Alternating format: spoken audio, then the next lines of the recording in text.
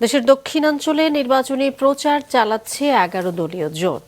জামায়াতের আমির ডাক্তার শফিকুর রহমান বরিশালের জনসভায় বলেন, জামায়াতে চাঁদাবাজ, দখলদার কিংবা দুর্নীতিবাজদের জায়গা নেই। পটুয়াখালী, ঝালকাঠি, পিরোজপুর, নড়াইল ও ফরিদপুরে নির্বাচনী সভায় যোগ দেন তিনি। বিস্তারিত ডেস্ক রিপোর্টে। নির্বাচনী প্রচারের শেষ সময়ে দেশের দক্ষিণাঞ্চলে ভোট চেয়ে বেড়াচ্ছেন জামাতের আমির ডাক্তার শফিকুর রহমান। দুপুরে ঝালকাঠি সরকারি উচ্চ বিদ্যালয় মাঠে জনসভায় যোগ দিয়ে তিনি বলেন, বিগত সময়ে ক্ষমতায় আসা ব্যক্তিরা দুর্নীতি করে জনগণের সম্পদ লুট করেছেন। এই দুর্নীতি মূল থেকে উৎপাটন করতে হবে। আপনারা মেহেরবানি করে অনেককে দেখেছেন, 54 বছর দেখেছেন, দফায় দফায় দেখেছেন, এপিট ওপিট করে দেখেছেন, বারবার সুযোগ দিয়েছেন। তারা কি করেছে, কি করবে, বর্তমানে অনেকে জানান দিচ্ছে। পিরোজপুরের সমাবেশে জামাতের আমির নারী পুরুষ সবার জন্য কর্মসংস্থান সৃষ্টির কথা জানিয়ে ঐক্যবদ্ধ বাংলাদেশ গড়ার প্রত্যয় জানান। বিকেলে নড়াইলের জনসভা থেকে ফের ইনসাফের দেশ গড়ার প্রতিশ্রুতি দেন তিনি।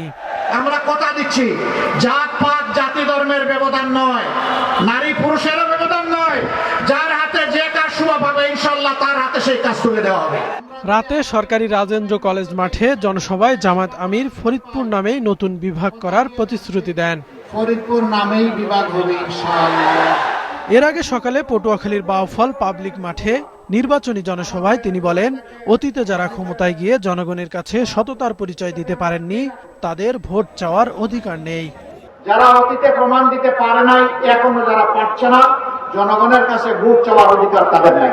সফরের শুরুতেই বরিশালের মেহেন্দিগঞ্জের পাতাহাট আরসি কলেজ মাঠে নির্বাচনী জনসভায় অংশ নেন জামাত আমির। সেখানে তিনি বলেন, অপরাধ করলে রাষ্ট্রপতি, প্রধানমন্ত্রী কাউকে ছাড় দেওয়া হবে না। একজন সাধারণ মানুষের বিচার হয়ে শাস্তি হবে। একই অপরাধ রাষ্ট্রপতি, প্রধানমন্ত্রী করলেও তাদেরকে ছাড় দিয়ে কথা বলা হবে না।